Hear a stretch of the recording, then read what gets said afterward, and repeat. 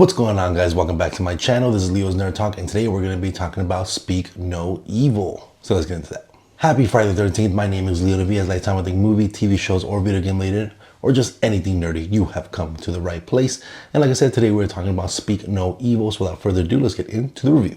Now, I have no prior knowledge to Speak No Evil besides the trailers before I watched this movie. I've never seen the original foreign film from a couple of years ago. So I kind of walked into this one sort of blind. Obviously the trailers and stuff kind of gave me a general idea of what this movie was going to be about. But I didn't want to watch the original before coming into this one because I didn't want anything kind of spoiled for me. And I wanted to see how the American version kind of did it before I went back and watched the foreign version.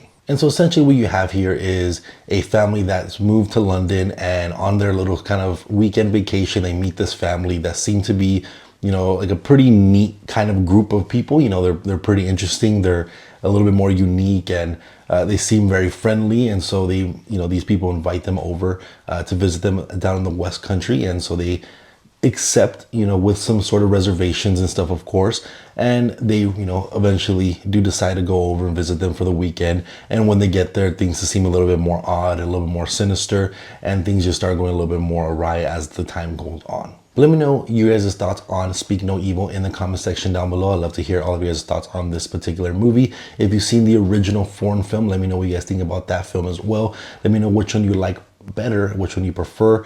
But with that being said, let's go ahead and get into my pros.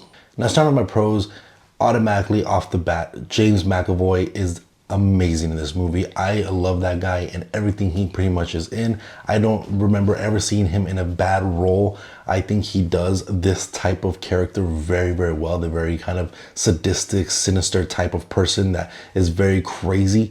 I really, really enjoy him in this film. I think he is pretty much the standout across the board. His very nice and friendly demeanor, but there's just something that's a little off about him, a little weird about him, and how he kind of just transcends into this more and more evil, more sinister human being as the time goes on.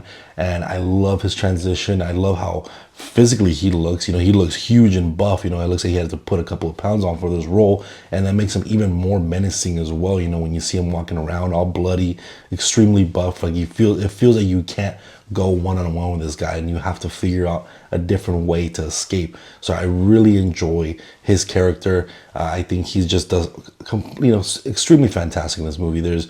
I don't fault him for anything. Any cons that I'm gonna give this movie, he did everything in his power to do the best that he possibly could. And I think 100% he is the standout in this film. But as a second person that I think did an amazing job is the little boy. And he does a very good job, especially because, like we see in the trailers, his character doesn't speak.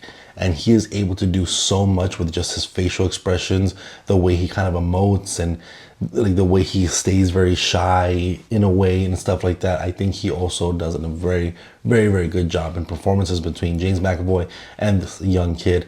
I think both of them together are for sure the top two actors in this entire film. And I love the entire third act. I think the third act, there's a certain sequence that gave me chills, and from that moment on, it was just amazing. I thought it did such an amazing job to end this film, the way this kind of wrapped up and how intense everything was and how everything was on the edge of your seat. They do a very good job of building tension, building intrigue, building that mystery of what's going on, and it just ends with such an intense 20-30 minute long sequence.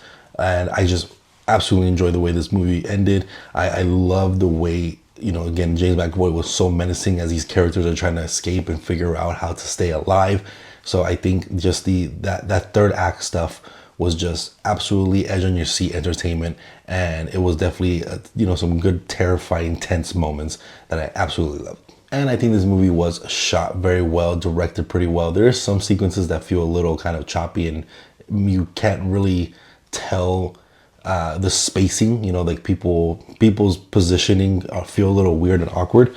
But besides that, I do think this movie overall is still shot very well, directed very well, and it has a pretty good pacing to it that makes it for a very digestible, very watchable movie. And lastly, I just enjoy the concept of this film, of this family. kind of being a very sinister stuff. I do think that they throw in some decent twists in there. There's some reveals that are obvious, but there's one reveal in particular that I didn't really expect, and I really like that reveal, and I think that was a very good kind of twist reveal situation that made this particular character a lot more interesting, and you kind of just your mind starts wandering of what's been going on these past years that they've been there. So it's a very, very good reveal that I didn't particularly see coming. I'm sure if you've seen the original one, that might be something that happens there, so you would expect this, but for me that's never seen the original one and walks into this one for the most part pretty fresh, that was a very good reveal in my opinion as well. But with that being said, let's go ahead and get into my cons, and let's start with just the convenience. I think this movie relies heavily on convenience, especially when it comes to being at this, farmhouse in the West Country in the middle of nowhere. It's just, they had so many times to escape, or there's so many things they could have done to prevent this, and there's little small things that is very just frustrating, that they have to be in the situation, that they have to put themselves again into a situation because of small things. Some things are bigger than other, but there is just a lot of convenience, and it does lend itself to be a little frustrating when they could have just kept going and they would have been okay, but they have to return, they have to come back, or whatever the case is. It just leads for just being a little too convenient, a little frustrating when you see these characters that seemingly are, for the most part, kind of smart, make dumb decisions like this. I do think that all the rest of the characters, for the most part, are pretty bland, especially our main protagonist, this kind of little family that we have here that is visiting this house in the West Country. They, to me, seem very pathetic, very difficult to root for, really. I didn't care too much about their characters. I didn't care too much about what was going on. I cared for the little girl, and I cared for the little boy. That's like things that you would suspect for someone to care about. But the couple here, they just didn't seem like good people. They didn't seem like people you would care about. You get some background story of their relationship and their hardship, and I felt that whole thing to be a little undercooked, but they gave you things that made them just, again, seem uninteresting and very bland. I don't know. There's something about those characters that there wasn't really much to care about. And that's unfortunate when you're trying to follow a movie of these people that are stuck in a situation. You want characters to care about so that you root for their escape. But when you don't care about what exactly happens to them, that makes the movie a little less interesting, unfortunately. And lastly, I do think this movie is quite a bit of a slow burn. If it wasn't because of, like I said, those conveniences, the movie would have been over midway through. And it takes a while to build up. You see that kind of sinisterness in James McAvoy's eyes and the way he speaks and talks and his demeanor. And it takes a while to get going. It takes a while to get to the good part. And I wish we got a little bit more, not the full-blown third act stuff, but I wish there was a little bit more to kind of suggest things were going kind of wrong, and not having to wait for their daughter to figure something out and find something with the young boy to make things kind of escalate.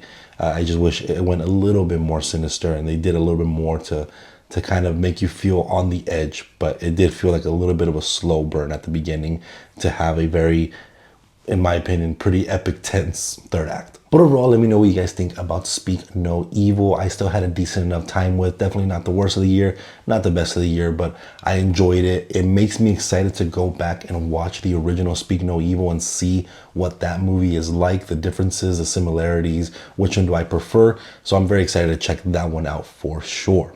But again, if you guys like time with movie, TV shows, or video related, make sure to hit that like and subscribe button. I'll see you guys on the next video. Thank you.